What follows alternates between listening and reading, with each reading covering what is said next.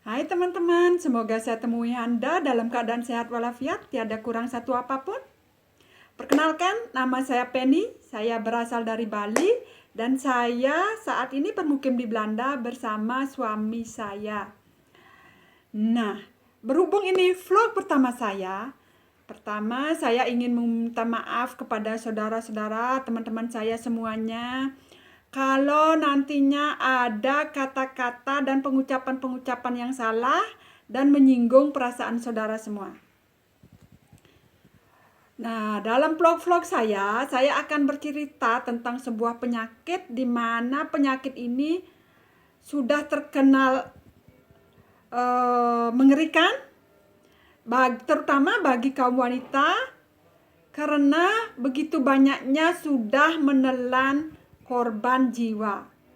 Mungkin Anda sudah mengerti penyakit apa yang saya maksud, yaitu kanker payudara. Nah, teman-teman, yang perlu kita ketahui juga, untuk saat ini, di zaman sekarang ini, yang bisa terkena kanker payudara tidak hanya saja kaum wanita, tapi juga kaum pria, baik remaja, orang dewasa, ataupun orang tua. Orang kaya, orang miskin, dokter, hakim, siapa saja. Kalau Anda lagi sial, Anda bisa kena kanker payudara atau kanker-kanker yang lain.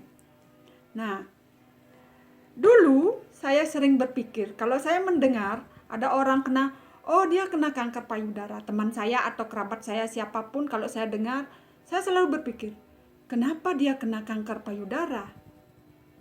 Mungkin dia punya pola hidup yang kurang sehat, atau saya pikir mungkin dia perokok, atau dia terlalu banyak minum alkohol, atau dia mungkin punya keturunan genetik yang dimana orang tuanya atau neneknya punya sejarah terkena penyakit kanker. Dari sana, dari pemikiran saya itu, saya berpikir, oh, saya ini orangnya punya pola hidup sehat yang bagus. Saya selalu memperhatikan makanan saya, menjaga berat tubuh ideal saya. Saya juga sering berolahraga, rajin berolahraga. Saya tidak perokok, saya tidak peminum, terutama alkohol. Dan saya sudah 15 tahun mengikuti meditasi. Saya bermeditasi hampir tiap hari. Jadi saya merasa secara emosional saya terkontrol, jadi imun sistem saya bagus. Dan juga saya tidak mempunyai sejarah di keluarga saya ada yang terkena kanker. Jadi saya merasa, kanker tidak mungkin kena maksud saya kanker tidak mungkin menempel di badan saya. Kanker, pergilah jauh-jauh, saya pikir waktu itu. Tapi apa yang terjadi teman-teman? Sebegitu bagusnya saya mencoba menjaga diri saya, tapi toh akhirnya saya sekarang adalah pasien kanker. Kanker payudara maksud saya. Nah, itu ceritanya berawal dari 3 hari sebelum Natal 2020 kemarin.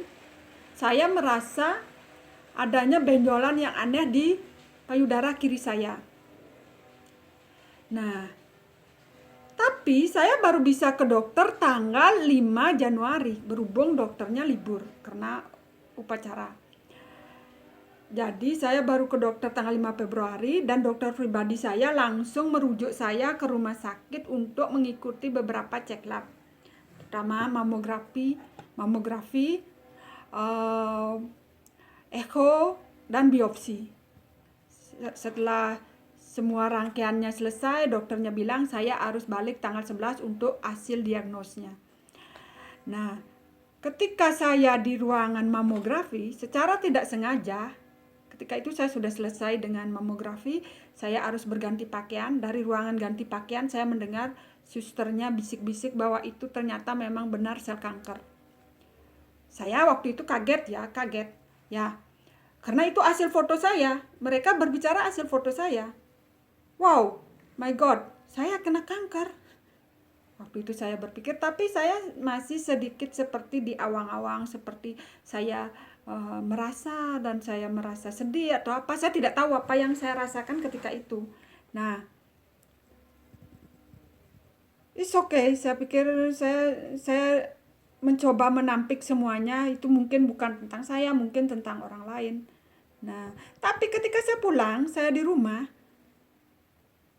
kata-kata suster itu terngiang terus di telinga saya. Saya sempat merasa sedih.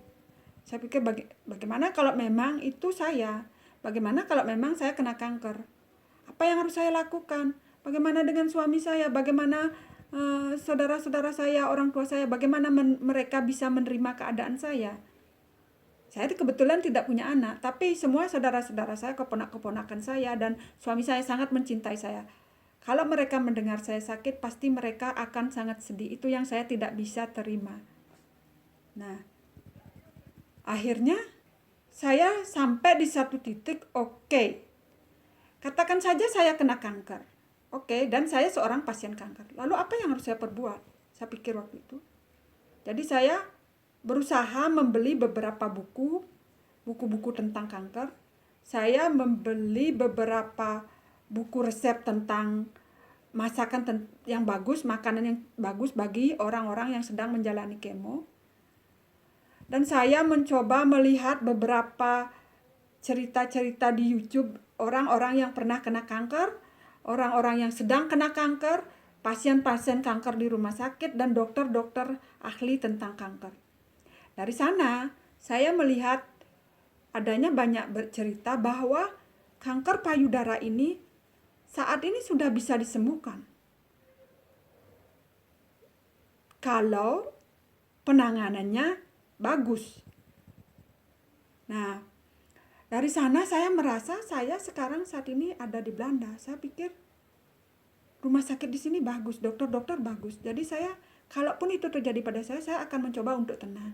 Dan akhirnya saya memang bisa menenangkan diri saya. Saya merasa tenang dan saya menguatkan mental saya dan saya menjaga kestabilan emosi saya. Saya tidak mau stres, saya tidak mau menderita.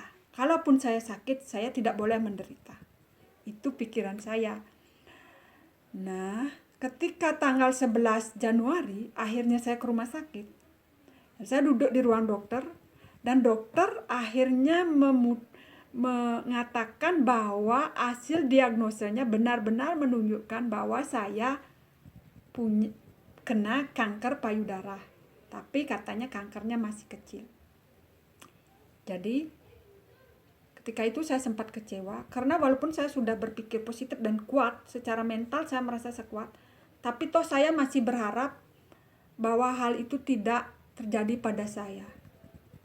Saya tidak ingin saya kena. Siapa yang mau? Tidak ada orang yang mau. Toh akhirnya saya kena. Dan akhirnya saya harus memutuskan, oke, saya kena dan saya harus kuat. Oke, saya boleh kecewa sebentar, tapi tidak boleh berlarut-larut. Tapi yang parah adalah suami saya. Suami saya menangis, suami saya sedikit panik, dan akhirnya saya yang harus menghibur suami saya bahwa saya oke, bahwa saya kuat, bahwa saya akan sembuh, tidak ada sesuatu yang akan terjadi. Dan saya bilang pada suami saya bahwa dia juga harus kuat karena saya perlu dukungan moral dan energi dari dia. Nah, ketika itu akhirnya dia tenang dan sabar. Baguslah. Dan dokter pun akhirnya menjelaskan pengobatan-pengobatan apa yang harus saya jalani tahap per tahap, dan proses apa yang akan dilalui dan bagaimanakah keadaan saya kira-kira selama proses pengobatan itu. Mereka menjelaskan dengan rinci. Dan satu nasihat dokter juga yang paling penting yang harus dilakukan oleh orang yang menjadi pasien kanker seperti saya, itu adalah tenang. Menjaga kestabilan emosi agar tidak stres. Kalau kita tenang dan tidak stres, imun sistem tubuh kita bagus. Dan energi level kita juga stabil.